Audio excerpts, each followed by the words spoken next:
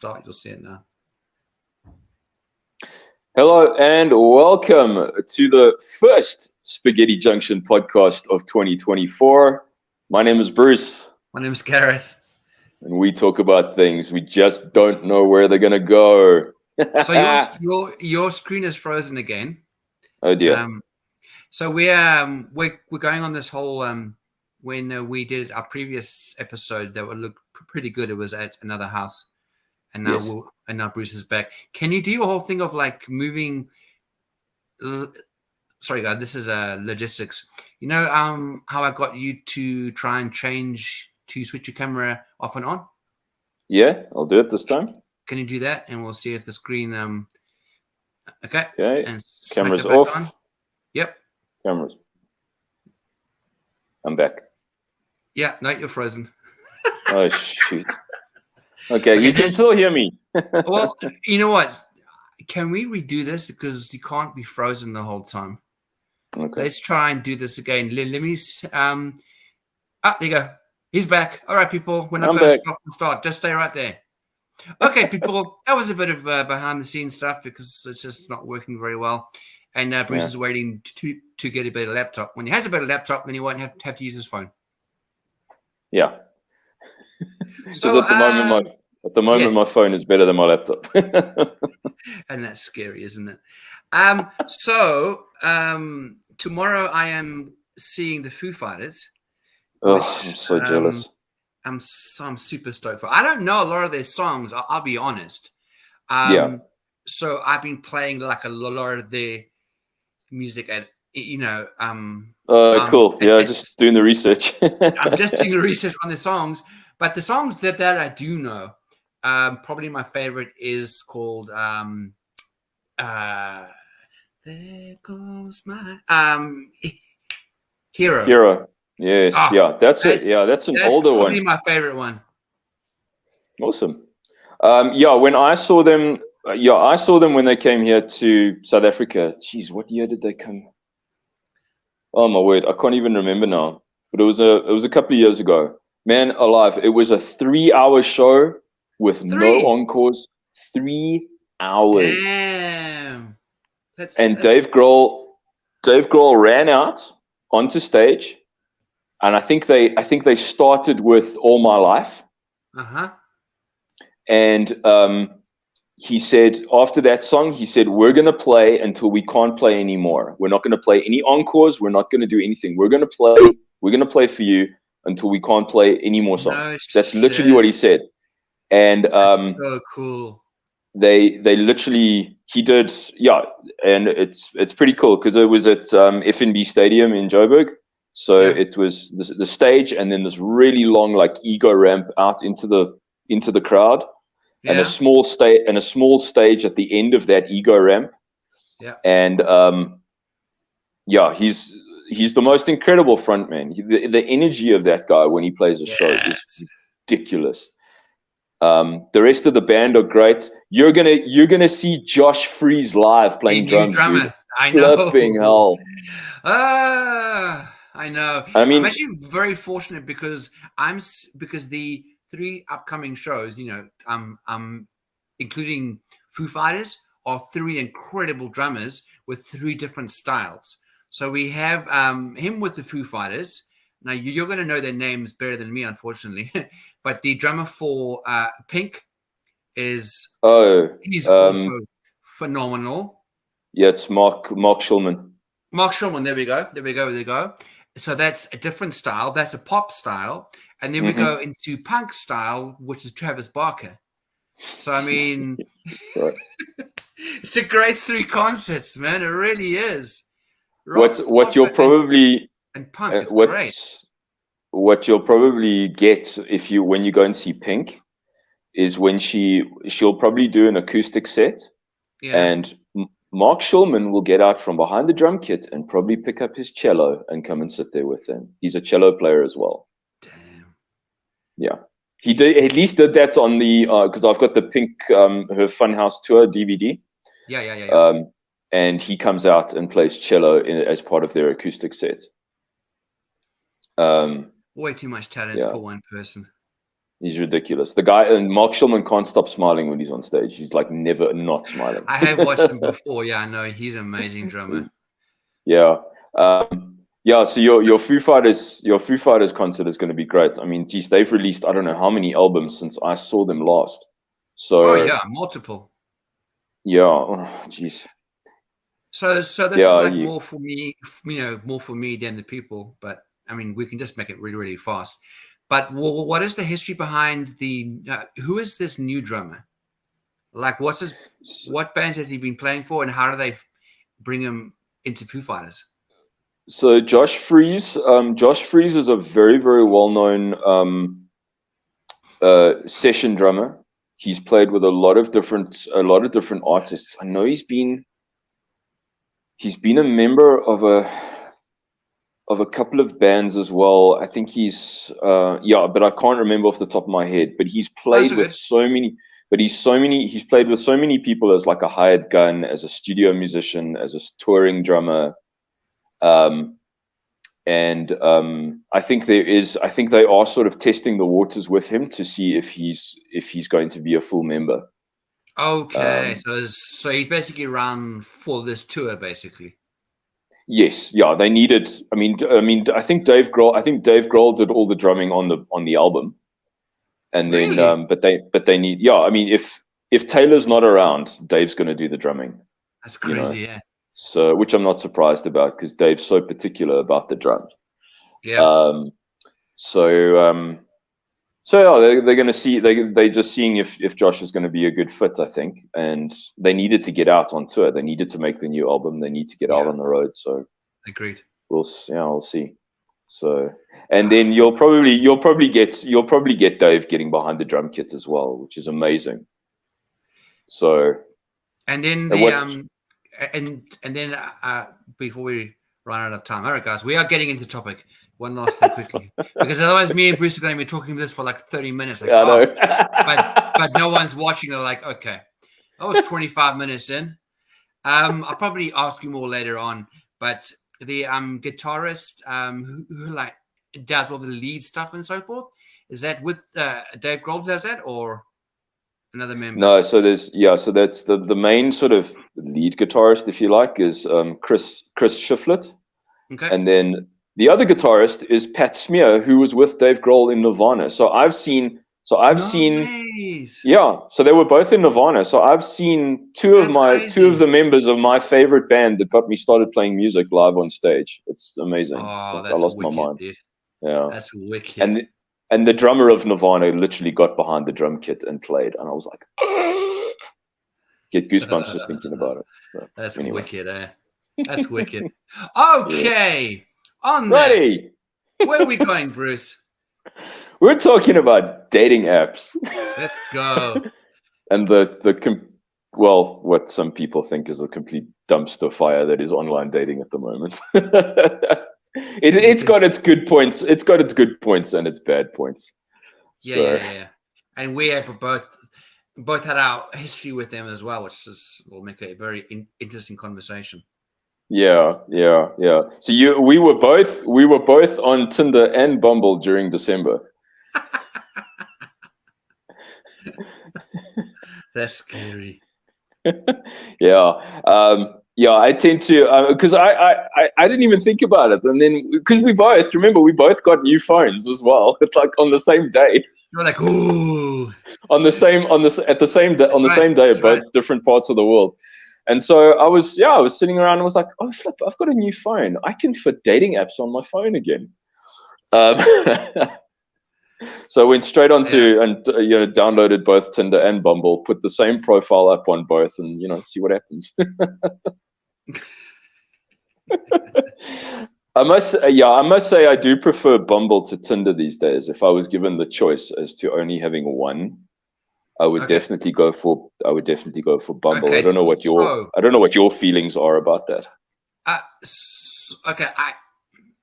I'm the flip side on that one. But for people who don't really know the dating apps, let's start with the good old Tinder.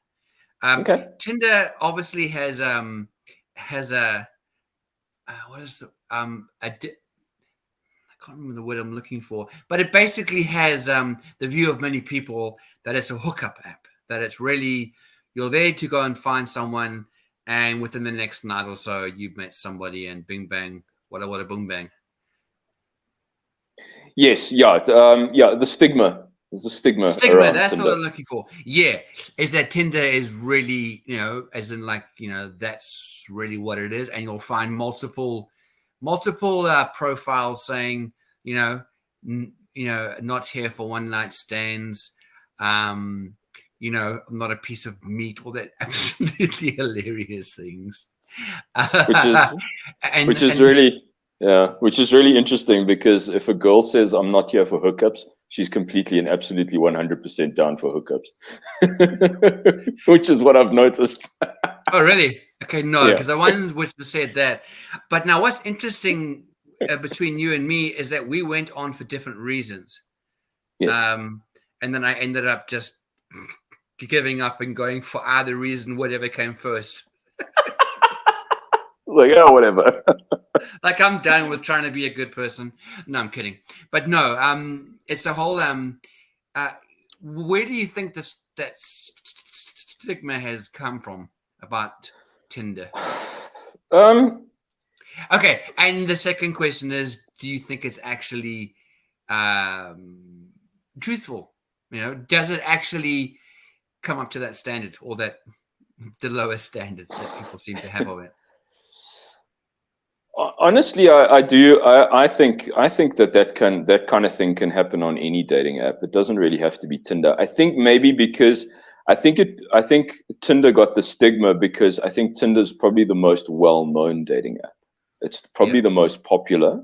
It's the one that most people are on. It's very interesting how many people still don't know about apps like Bumble or Hinge. Everyone just hears Tinder, And you say that word now, and yes, because so many people have used it as a hookup thing, it's gone that way. A lot of times you'll say, women will write in their bio, "Don't tell anyone we met on Tinder," because it's like they don't want to know. Yeah. They don't want anyone to know that they've been on Tinder. But I think mainly it's been because Tinder is just the most well known, really, but like I said, this can happen on any of the apps. So like, one of the reasons that I do not like Tinder, but which is why I never. Well, I always say I'm done. I'm not coming back. But I think I really. No, I've gotten to a point where I just feel I just need to meet someone face to face. But then again, where I stay, it's a really small place. It's like, well, I think I've seen everybody. And most of them are like old. So anyways, but something that we spoke about is that the ratio between the women and men, and I pulled up a date, and I pulled up a Tinder thing, some stats. And this is 20. Yes. This is only 2020. This is 2021. Okay, I didn't really search for the latest, but you can pretty much guarantee it's going to be about the same. 76% of men and only 24% women are on Tinder. Which, yes, and this is why I don't like dating apps, especially Tinder, is that if you match with somebody, she has matched with probably another 10, 15, 20 guys. Especially if she's hot, then it's just multitudes. And it's like it almost comes across from her like, okay, do me show me a trick. What can you do differently that's going to attract me to you compared to the other 10, 15, 20 guys? And it almost feels like it almost feels like you're so a good view on my kind of thing, how it helps me to see things is doing stand-up comedy with 10 other guys, and you've got to make the crowd laugh more than the other 9 people, or I don't know, for you musically, there's 10 guys there who shred, and you've got to shred just a little bit more. And to me, it feels like a meat market. As much as girls say, we're not pieces of meat, in the sense where you have to perform and dance like a dog to be even considered. It's like bullshit. I'm not, and it's like, okay, gosh, what is my opening line going to be? And it's like, I don't do opening lines. I'm not here to impress you. You read my bio. You think I'm cool. That's why you swiped. And if you don't want to, it's not going to hurt me. You know what I mean? I mean, it just got to the point where I'm like, it's just a waste of time. It really, really is. Yeah. Yeah. It's up to the, like you were saying, the ratio of men to women, especially on something like Tinder. It out of all the dating apps, that ratio is the worst out of all the dating apps. Oh, Whereas really? there are so many more men than women on Tinder. So women are flooded with an abundance of options. They really are. Because you get so many guys on Tinder are not very discerning when they swipe, and they'll swipe right on anything. Yeah. Whereas women are much more picky. You know, you can be one of the most good-looking guys on there, and she'll be like, no, kind of thing. So one of the harshest realities for a guy, you should do this if you're ever out on a date that you've with a woman that you've maybe met on Tinder or whatever, and you start talking about dating apps and that.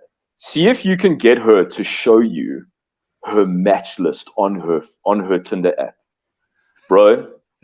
I don't want to. And all the matches that she hasn't replied to, all the messages that she has not replied to. It'll be ludicrous. And dude, she'll do a couple of she'll just scroll like this. Yeah. Because that's how long the average, and she doesn't even have to be a fantastically good-looking woman. Yeah. She can be, average to below average, and she'll still be getting an insane level of male attention. Now, add to the fact that she's probably on social media. She's on Instagram. She's on Facebook, and all the attention she gets on the social media apps as well. And add that to the dating apps. It's just like, it's like what's water from a fire hose, man. Oh, absolutely. And then 2021, this is Tinder now, registered 66 million active users. Last year, they had 75 million. And by the end of 2025, it should reach about 90 million. And also, so many of those, especially guys, are paying on Tinder, and so you can pay to get all these different other functions, all these other features. Last year was the first time that I never thought that it's the first time that I ever spent money on Tinder. You didn't? No, I did last year. I think I remember you telling me. Yeah, because I wanted to see who I'd matched with. And then I realized that the people who I'd matched with actually I didn't like anyways. So I actually wasn't missing out, Correct. So the ones that I had gone left on, like no, they were all ones who had matched with me. So no, I did, because I was like, okay, you know what? This isn't working. Maybe I can see who likes me, and I can say, hey, let's catch up. But it defeats the purpose, and you actually end up spending money that that is actually pointless. And that's how Tinder makes their money. Oh yeah, and they rake it in, bro. Oh, Tinder, rake it in. Oh my word. The only time that I've ever paid for this type of thing was long before dating apps, where you actually had to go on a dating site on your computer and do your thing. Oh, and yeah.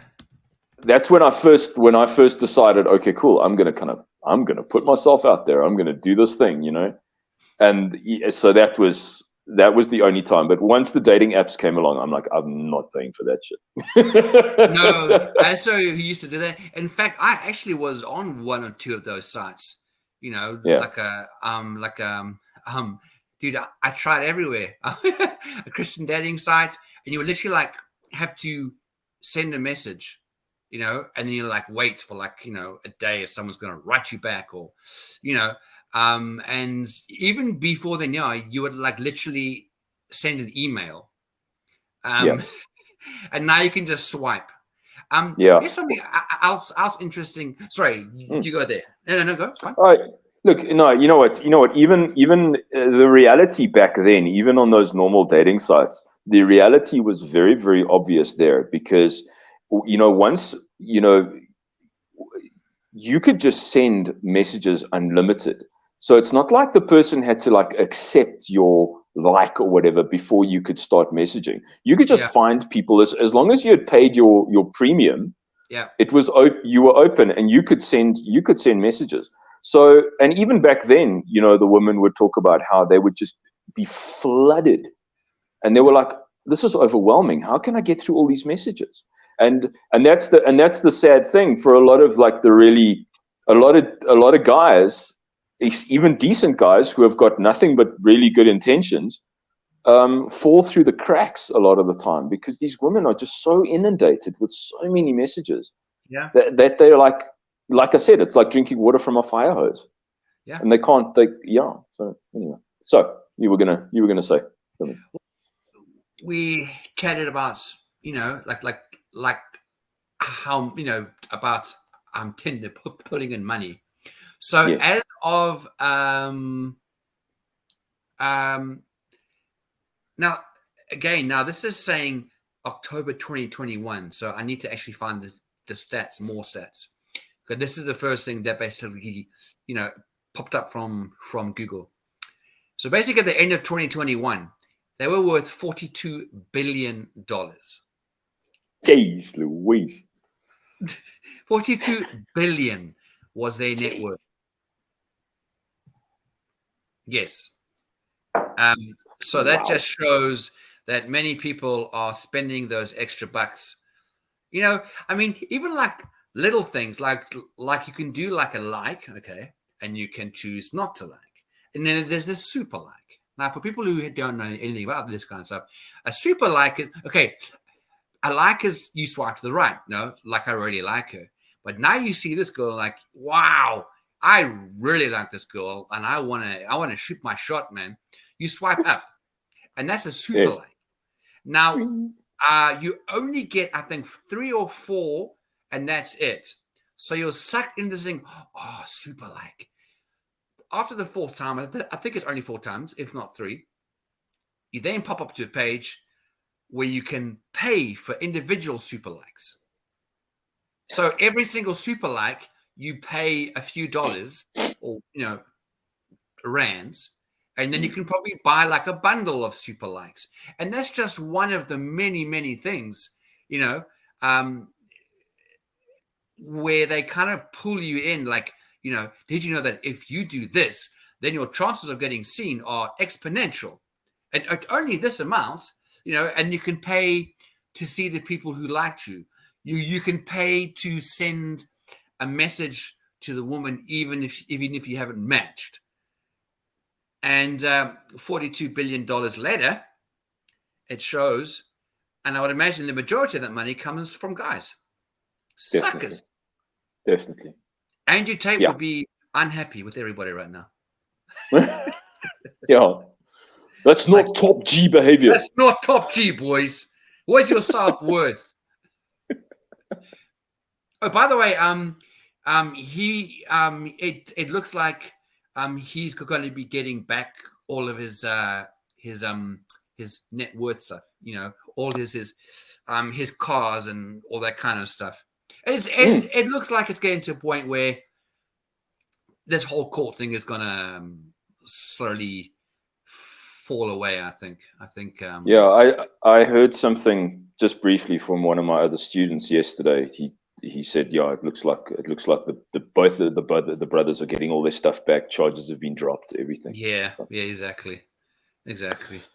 But that could be a whole nother interesting conversation, Andrew Tate. So Andrew Tate can get back to Andrew Tate can get back to yelling at guys on the internet. Winning. He can go get back to he can get back to asking, what color's your Bugatti, bro? Exactly. I was seeing actually this morning when I was online that YouTube are pulling channels that have certain links to Andrew Tate. And I don't know the whole background yet, but they're putting a few YouTube channels. It's getting interesting. Yeah, because I mean, anyways, this is a whole another conversation. Maybe we do a podcast. That'll be something to talk about. Yes. Actually, let's do it. Maybe we'll have like 3 who are like, yeah, I'll give it a shot. But it'll be fun. Okay, back to Tinder that Andrew Tate would not be on, because that's not a top G thing. No. So then we were talking, see, because our time's moving on. Then you were talking about Bumble. Now, what's the difference between Bumble and Tinder? Okay, so and Bumble is, like I say, it's my favorite over Tinder. So Bumble is cool. Well, okay, it's firstly let's look at the similarities. It's also a swipe right, swipe left app. Swipe right for liking someone, swipe left for nexting them. Yep. The interesting thing about Bumble is that once you match with someone, if a guy matches with a woman, it is on the woman to send the first message. That's right.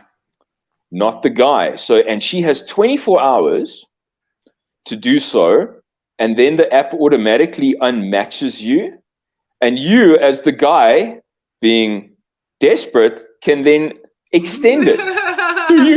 So you're saying there's a chance you can extend it for another 24 hours. By paying, no. That's you don't have to pay for that just yet, but there are features that you can pay for.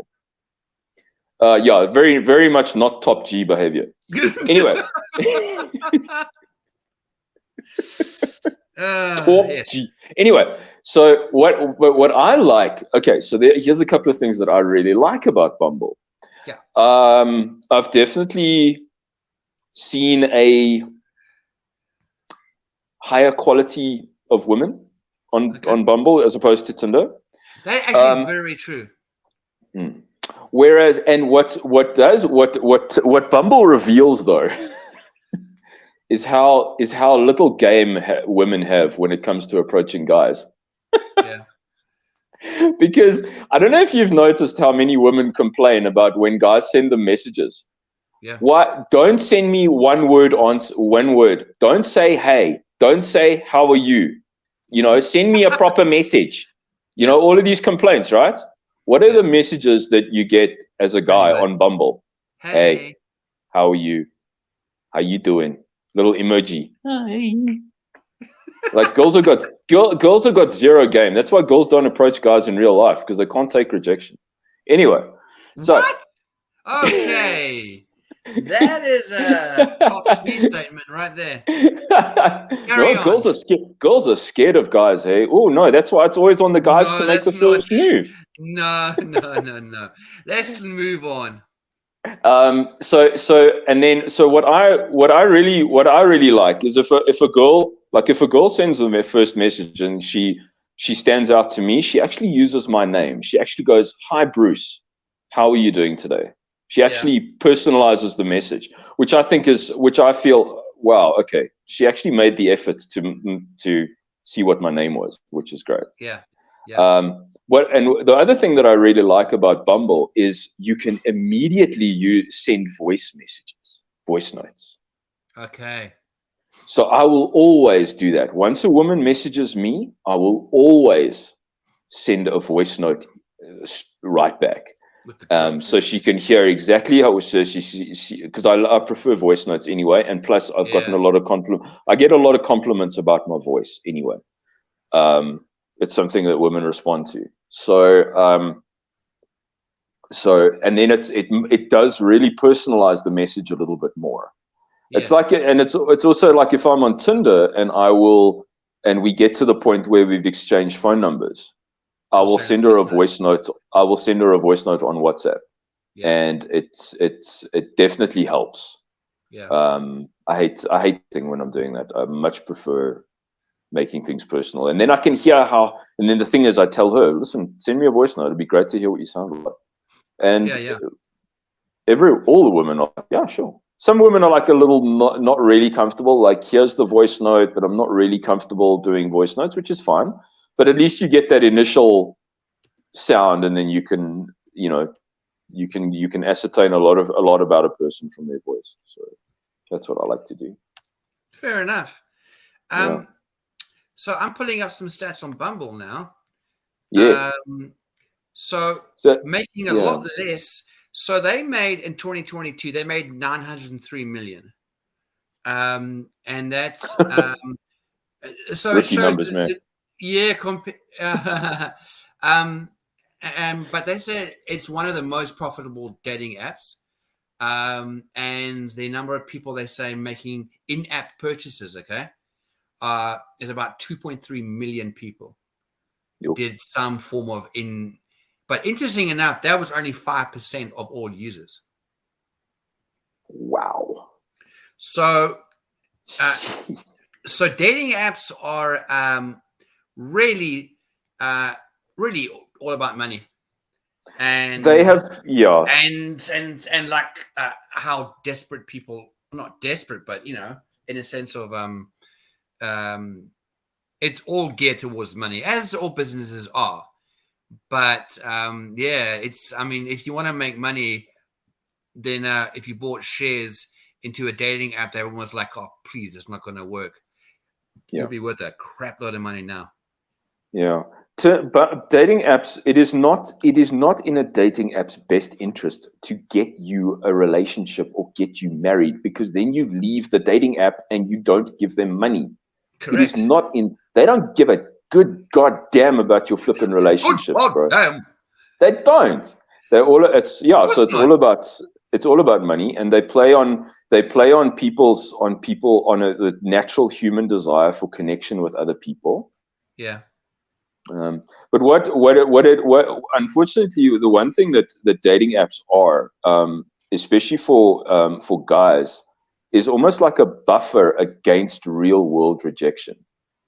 So that's why you get so many guys who aren't approaching women in real life, because it's so much easier to do it over a screen, because the rejection when she says no, or if she ignores you, is the sting of the rejection is lessened over a screen than it is in real life.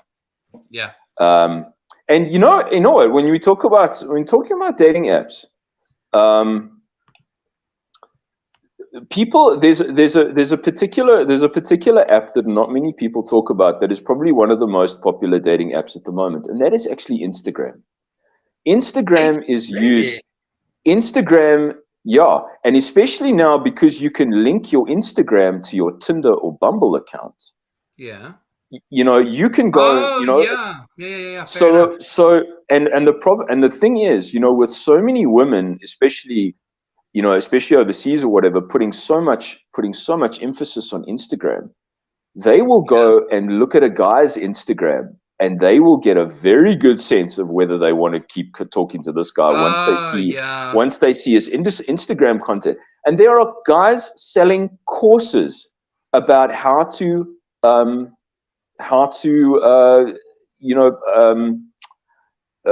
elevate your Instagram status, how to take proper photos and all that, and really just show that lifestyle that a woman wants to enter into. So Instagram is actually a dating app, just like any of these others. You can message people, you can like their photos, you can do everything, and it's crazy. So interesting stuff. Yeah. So just like winding things down, I was trying to get to show you a screenshot of a few messages, and funny enough, on Instagram, when a woman approached me. Let me just see if I can quickly download these, because I have to show you. I saw you sent me the message. I don't know if I can. No, don't worry about it. No, I don't think I sent you them all. Oh, wait a minute. Did I message you? I was meant to message myself. Are you sure I messaged you? Oh, I did. Okay, don't worry about it. That was meant for me, but it's fine. So I'm just going to pull up some of the. I'm just trying to work out what I just did here. Okay, I'm just going to pull them up on screen because they're very entertaining. Very entertaining. I'm just going to pull it up quickly. Right. Let's just.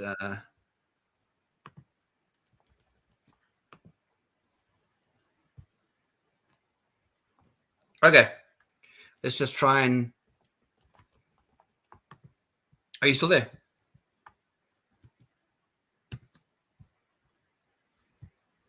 All right. I seem to have lost Bruce, people.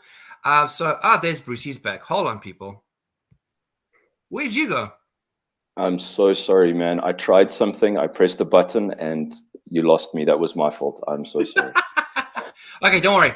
I'm trying to, as we wrap up, I really want to show them on screen because they are very entertaining.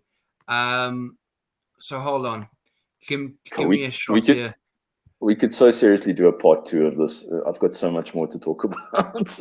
Okay, maybe we do it in the future. Yeah, definitely.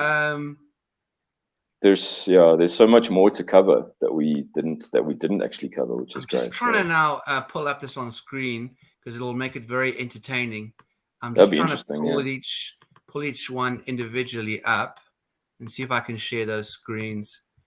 Okay, here we go. So let's start with the first one. Let's see if I can do this from my side. I don't know if I can.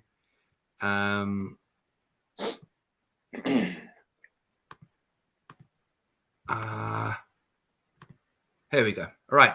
Share screen. Bear with me, people, because I didn't actually prepare for this one very well. Okay, here we go.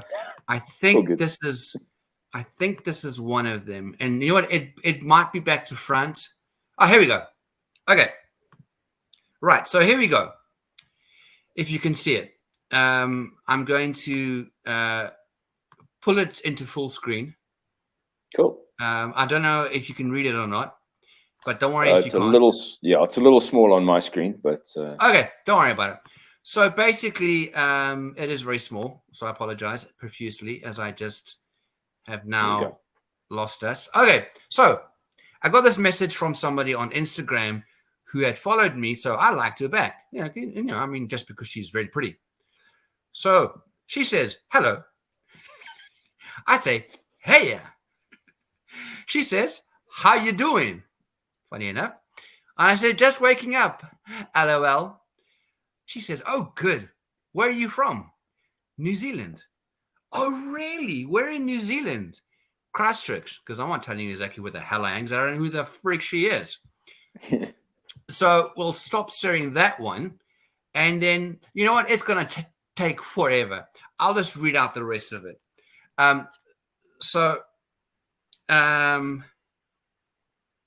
It's going to be on my screenshots. Hold on, guys.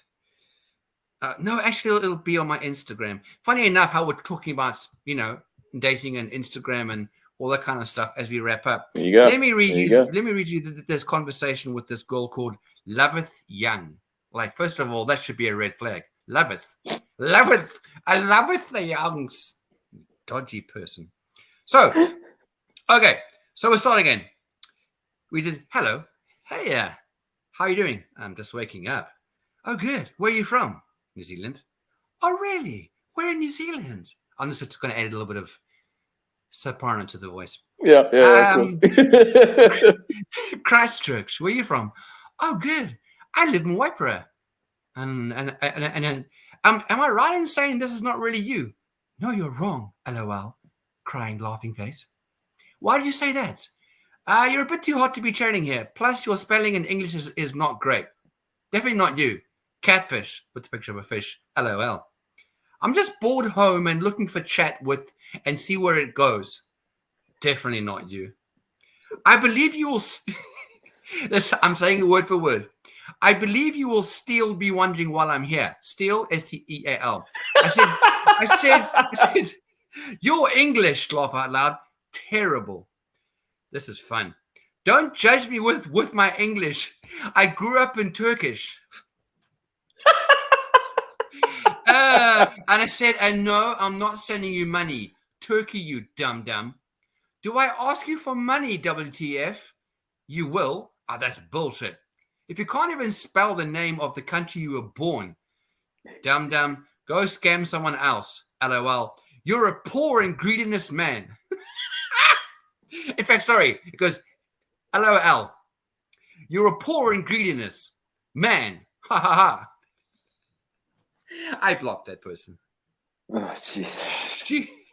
Oh, it's completely. Yeah. And now I've learned from that. If a hot woman starts following you and you don't know who they are, just block them. It's painful. Yeah.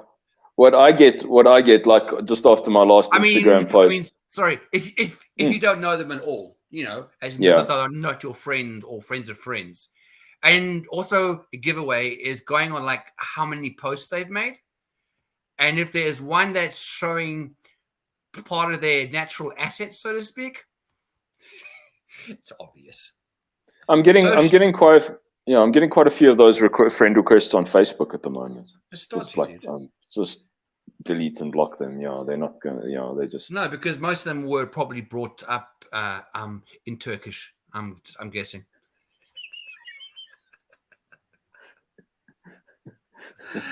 Oh yeah. So anyways, on that note, we're wrapping it up. That's it. Yeah. we'll definitely do a part 2 of this because it's there's a lot still to talk about. So most definitely. Yeah. Well, guys, thank you. And I will give a good feedback, a report back next week on the Foo Fighters. Awesome. Yes. Let me hear all about it. Take photos. Yeah. And it's the first live concert since I went to Coldplay. Cool. That was awesome. like, I don't know, 5, 6, whatever years ago. Okay. And this is your first live concert in New Zealand as well. Yep. And this is my first like rock concert because it's I lie actually. U2 was damn good as well. Okay. All right. That's a whole nother level, U2. That was amazing concert. Anyways, yes, I'll give a report back. I'll see if I can take a photo or 2. Nice. Awesome. Nice. That's great, man. Okay.